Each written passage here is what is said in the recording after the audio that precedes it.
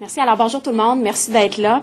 Écoutez, je veux réagir à la sortie qu'a fait Mme Maltais juste avant la période de questions aujourd'hui. Honnêtement, je suis vraiment des plus déçus de cette sortie-là.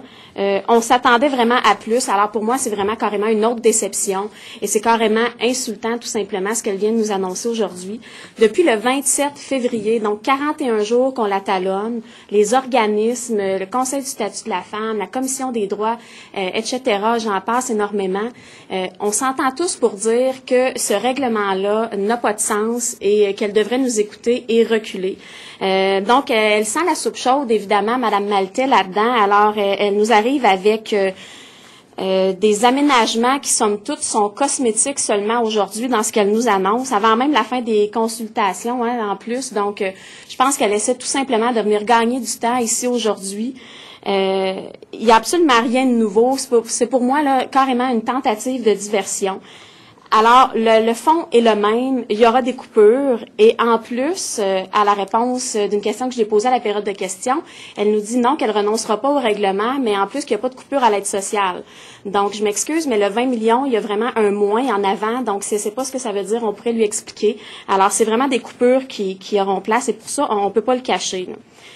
Alors, ça avec quoi elle est arrivée en communiqué aujourd'hui en point de presse? On parle des personnes seules.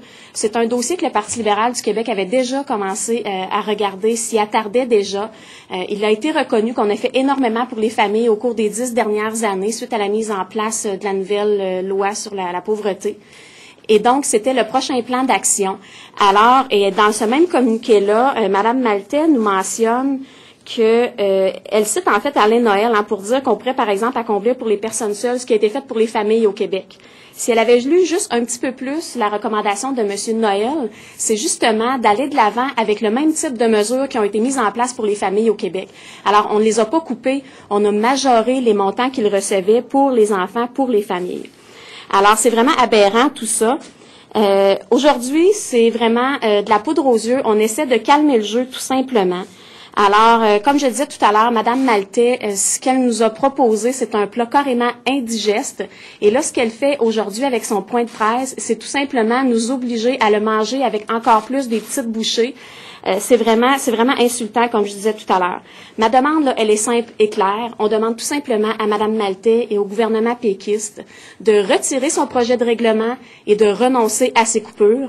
Et en ce sens, sachez qu'il y a une motion qui a déjà été mentionnée pour demain, et je peux vous la lire, là, dans les affaires inscrites par les députés de l'opposition officielle, donc motion de demain, que l'Assemblée nationale dénonce le double discours du gouvernement péquiste qui, d'un côté, dénonce les réformes touchant les bénéficiaires de l'assurance-emploi mises en place par le gouvernement fédéral sans études préalables et de l'autre côté, s'attaque lui-même aux prestataires de l'aide sociale sans données et statistiques à l'appui, que l'Assemblée nationale exige de la ministre de l'Emploi et de la Solidarité sociale qu'elle renonce à son projet de règlement modifiant le règlement sur l'aide aux personnes et aux familles, dont certains éléments sont susceptibles de contrevenir à plusieurs dispositions de la Charte des droits et libertés de la personne. Alors voilà. Madame, d'ailleurs, vous êtes les premiers à critiquer le gouvernement quand il recule, à dire le gouvernement n'arrête pas de reculer, et là, vous lui demandez de reculer et vous chialez parce qu'il ne recule pas. Est-ce que le gouvernement n'est pas pris dans une situation, là, entre l'arbre et l'écosse, là? Est-ce qu'il faudrait peut-être, je repose la question au gouvernement, est-ce qu'il ne faudrait pas qu'il recule sur des mesures où ils ont besoin de reculer, justement?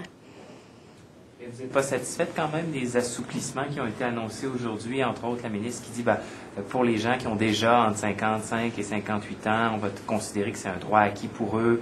On ne va pas pénaliser non plus les gens qui sont avec un enfant dont les deux membres sont sur l'aide sociale, les deux membres du couple.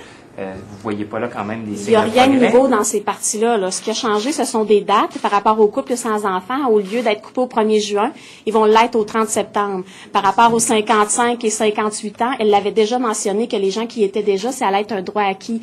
Mais ça change pas de la quantité phénoménale de personnes qui vont se retrouver à avoir des pertes financières tangibles et qui seront pas capables de se loger, de se nourrir adéquatement à partir du 1er juin. C'est pas mieux que rien, ce qui a été annoncé aujourd'hui? Quand même un petit pas, là. Non, je pense que dans des circonstances comme celle-là, pourquoi elle n'a pas attendu la fin des consultations? Il y a encore des groupes qui ont des mémoires à déposer. Elle prend pas le temps d'écouter tout le monde. Je pense que c'est tout simplement, elle sent la soupe chaude. Elle veut donner un petit nanane pour calmer tout le monde.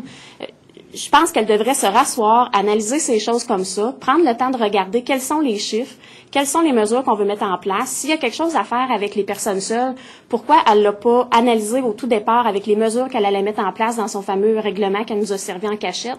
Donc, tout ça se fait tout croche. Fait qu'ils prennent le temps de regarder leurs affaires, c'est à eux de gérer, c'est eux qui sont au gouvernement aujourd'hui. Est-ce qu'on peut attendre en mai avant de dire que vous êtes déçus, attendre de voir qu'est-ce qui va être annoncé comme enveloppe en mai? Ce serait pas le moment plutôt de lancer d'autres mises en garde d'ici là, ou déjà vous savez que ça ne fera pas l'affaire ce qui va être annoncé au mois de mai? Attendons de voir, il faut laisser la chance au coureur là-dessus, mais là, en semant des miettes comme ça, elle vient d'ores et déjà nous mentionner qu'elle n'a pas l'intention de renoncer sur son règlement. Donc, en ce sens-là, c'est déjà une déception de toute façon. Et si ce ne sont que ces miettes-là qu'elle sert aux gens, ils n'auront rien de plus. Et somme toute, à la fin du mois, ils ne seront pas capables de se loger, de se nourrir, et dans des conditions comme celle-là, comment veut-elle les inciter à retourner au travail? Donc, même Alain Noël, comme je le disais tout à l'heure, est un de ceux qui préconise d'aider de façon financière, d'une façon plus accrue pour qu'ils puissent réintégrer le marché du travail éventuellement. Est-ce que le gouvernement a les moyens de bonifier la prestation pour les personnes seules, comme Mme Maltais a l'intention de le faire? Ça, c'est à voir. Comme j'étais pas là dans les analyses qui étaient faites par le Parti libéral du Québec, où en étaient les données, etc., est-ce qu'on a les moyens, par contre, d'appauvrir les plus pauvres encore? Je lance la question à Mme Maltais aussi. Mais vous feriez quoi exactement pour améliorer le retour à l'emploi des assistés sociaux, alors? J'ai rien à dire contre les mesures d'aide à l'emploi que Mme Maltais veut mettre en place. On en mettait également, donc ça, il faut les continuer. Mais moi, ce que je dis, c'est qu'avec ces mesures-là, faut pas venir leur dire on va te pénaliser si tu te sers pas des mesures à l'emploi. Ce qu'il faut leur dire, c'est qu'on va t'aider. Tu vas en plus avoir des mesures d'aide à l'emploi, tu vas réintégrer le marché du travail. Les statistiques sont là. Les 55 ans à 58 ans, oui, on en a de plus en plus besoin sur le marché du travail, mais pour ça, il faut juste les y pousser un petit peu plus en les aidant et non pas en y allant de façon coercitive. La carotte, pas le bâton, c'est ça. Plus de questions? Merci beaucoup. Merci.